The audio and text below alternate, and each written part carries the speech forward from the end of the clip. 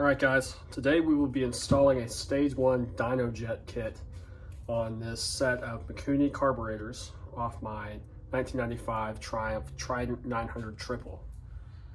This is for the Trident, however this jet kit will fit pretty much any of the Hinckley triples.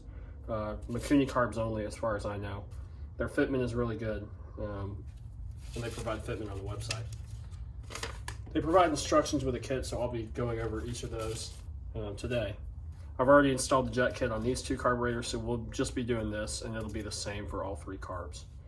The Dynojet kit is really nice. It comes with emulsion tubes, needles, circlip and washers, and a couple of different sizes of main jet depending on what modifications you have. My Trident is bone stock including exhaust, so I'll be using a 120 main jet. We'll get to that in a bit. So the first order of business is to get the vacuum cap off the carb and remove the vacuum slide. So I'll use this stubby Phillips head screwdriver here.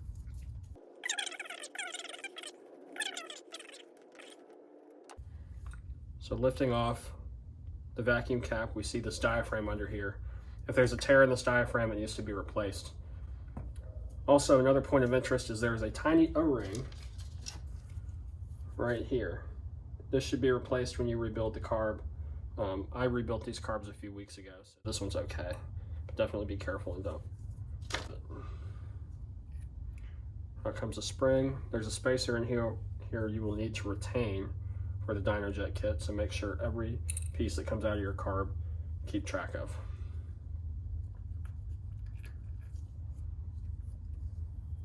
So out comes the vacuum slide, and with that comes the stock needles.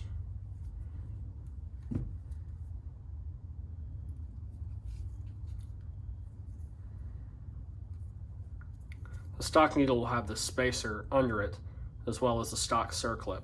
You'll need to save this spacer, and on some applications you'll probably need to end up making the hole a little bit wider. We'll do that in a bit. Now let's flip it over. Take the bottom half, or the float bowl, off the bottom of the carburetor. Now take the float bowl off to expose the float assembly. Now we have visibility to the two jets in the bottom of the carburetor. We've got the main jet right here, and we've got the pilot jet submerged in this hole here. This kit does not include any provisions for changing your idle circuit. And in fact, Dynojet even mentions if you're having problems with the motorcycle idling or it's not able to hold idle, this kit is not going to fix that problem. So the idle circuit and main circuit are two separate circuits in the carb, and the main jet only comes on around 3,000 to 4,000 RPM. Anything under that is mostly the pilot jet, which is in this hole here that my pick is pointing to. The pilot jet is very tiny. If you're having idle problems, it's probably a clogged pilot jet. These carbs have been cleaned out pretty well. I even replaced the floats in them, but just a point of interest there. To get the stock emulsion tubes out, they can be frozen up in there over time, or if bad gas has been left in the carburetor for a long time, such as mine was when I first got a hold of the bike. A neat trick you can do here is slightly loosen the main jet and then use a tiny hammer or what have you to gently tap on it, and it will free up the emulsion tube. There we go. Take this main jet the rest of the way out.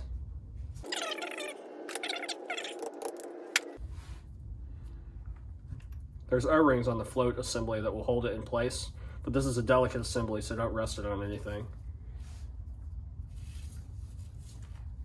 We can see here that the emulsion tube is poking out through the throat of the carburetor, so we will go ahead and remove that entire assembly now. It's much easier if you remove the fuel lines, but I'm a sucker for punishment, I guess.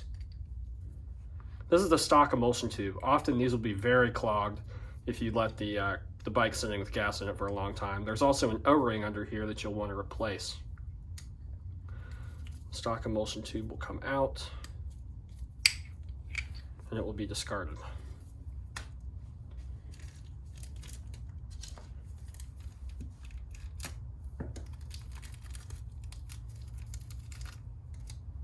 You'll notice on the emulsion tube that there's a little cutout in the bottom to keep it from rotating, I suppose, when it's in the carburetor. So to find out the orientation of that divot, I will look inside the bottom of the tube with a little light, and I see there's something poking out from this side, this wall of the tube that the emulsion tube is placed in. So I'll be sure when installing this piece to clock it so that it will slide right there, and I'll be able to put the emulsion tube all the way down the tube.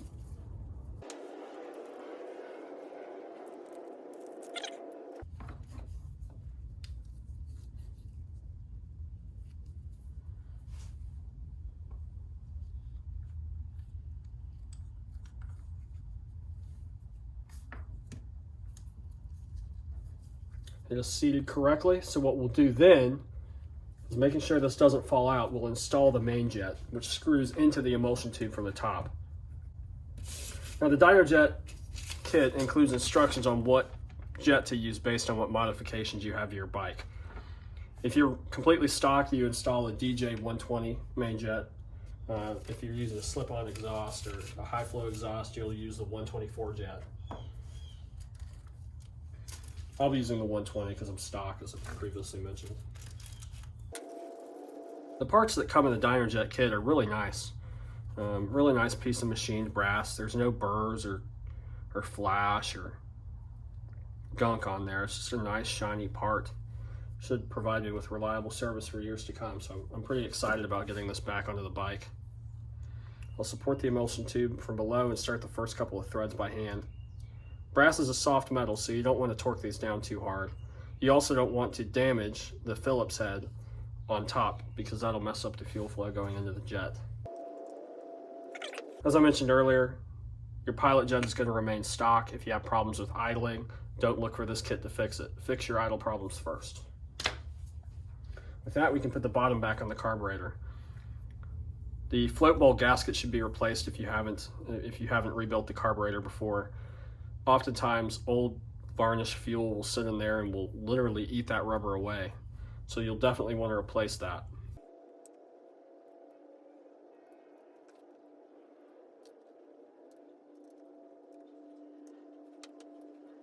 Another point of interest is the mixture screws on the bottom of the carburetors. These should be adjusted to around 2.5 turns out from bottom. Right, seated. 1, 2, and 1/2, 2.5. This really only affects your mixture at idle. Okay, so we've installed the main jet and the emulsion tube from Dynojet. We've adjusted our mixture screw. Now we're going to go back up top, and I'll show you how to reinstall the new needle. We're going to bore out the auxiliary slide lift holes just to make it a little bit easier for the vacuum doors to go up and down per Dynojet's instructions. Due to engineering changes over the years, you may have 1, 2, or several holes in this slide lift assembly here. Dynojet recommends boring out 2 holes to make it a little bit easier for the vacuum doors to go up and down. So that's what I'll be doing. They provide a drill bit, DD number 44, to perform this task, but they also provide a 5/32 drill bit. Make sure you're using the correct drill bit. You don't want to bore it out too large.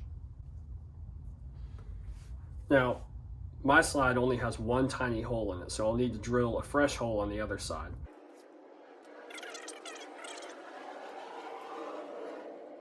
I'm going to make a slight indent with a pick to make it a little bit easier for my drill bit to start. And from there, I will bore out these 2 holes with the 44 drill bit. Start slow. Patience is key here. You don't want to mess up. All right, we've got the holes started. They look good, so I'll continue going down the rest of the way. If you have a hole drilled already, it's going to be a lot easier to break through on the right side, so don't be alarmed if you have to drill through a little bit more material on this side in my particular instance. I have no data on which Hinckley triple comes with what slide. But engineering changes over the years will see to that.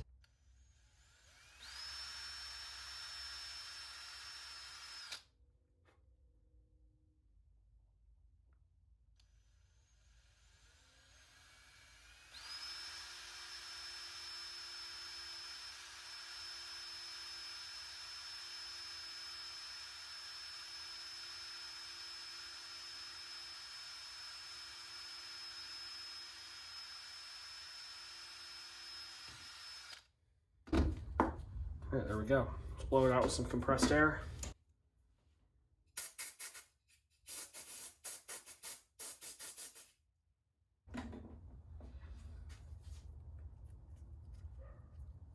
This is what you should be left with. And if we shine from below with a light, we can see there's 3 holes here. Plenty of room for air to come through. Next, we will assemble the needle assembly. These kits come with new needles and circlips, but you'll use part of your stock assembly, and that you'll use the stock spacers to retain the needle within the slide lift.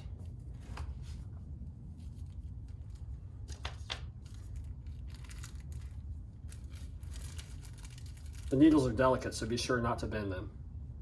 Now, in my application, Dynojet has me reusing one of the stock spacers here. However, when I try to put the new needle in through the spacer, it's a little too small. So I'm going to need to ream this out in order for the needle to fit inside it. This isn't mentioned in the instructions at all. I'm guessing it's another one of those weird engineering variations that happen throughout the life of the Triumph models. But to do this with the other ones, I've used the dentist drill bit on a Dremel tool. So I'll do that now.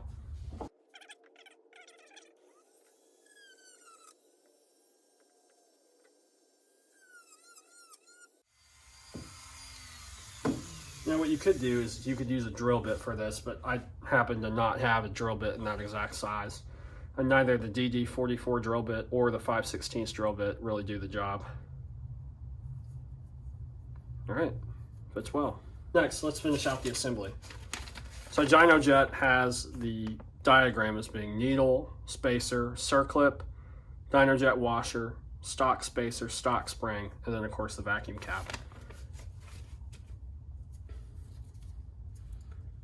The circlip is going to be set, or not circlip, E-clip is going to be set in groove number 4 from the top. That's the stock location. You can tweak it later on, but that setting will probably work for 90% of bikes.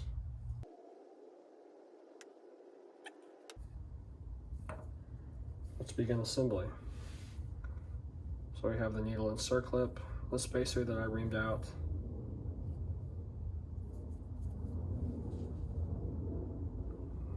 the washer, the other stock spacer.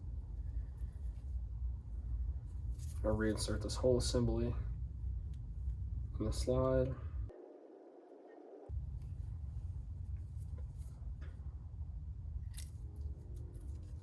All right, so here we are. Here's a completed slide assembly. You'll want to keep this facing down from now on, otherwise the needle will fall out and many small parts will go missing.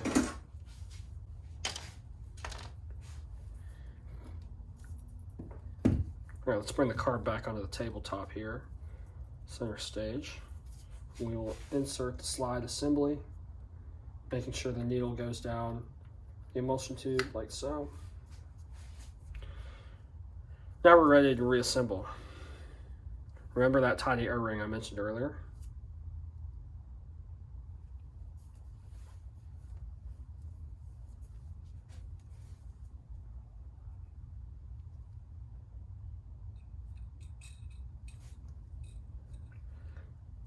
Make sure your vacuum diaphragm doesn't get pinched between the vacuum cap and the carb body, or it will cause it to leak.